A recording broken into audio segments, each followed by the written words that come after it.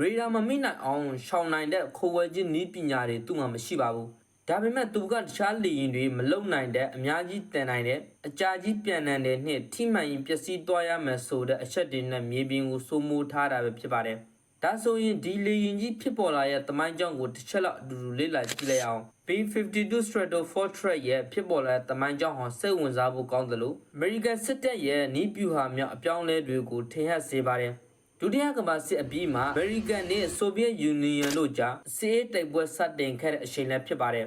အဲ့ဒီအချိန်မှာ American လက်တပ်ဟာ Soviet ပြည်ထောင်စုရဲ့နှဆိုင်တဲ့နေရာအထိရောက်နိုင်ဖို့နျူကလ িয়ার ဘုံးတွေကိုတည်ဆောင်နိုင်မဲ့အဝေးပြေးဘုံးကျဲလေယာဉ်တစ်စင်းလိုအပ်လာခဲ့ပါတယ်1946ခုနှစ်မှာ American လက်တပ်က Boeing ကုမ္ပဏီကိုဒီဇိုင်းထုတ်လုပ်ဖို့တာဝန်ပေးခဲ့ပါတယ်စိတ်ဝင်စားစရာကောင်းတာက Boeing ကုမ္ပဏီရဲ့အင်ဂျင်နီယာအဖွဲ့ဟာ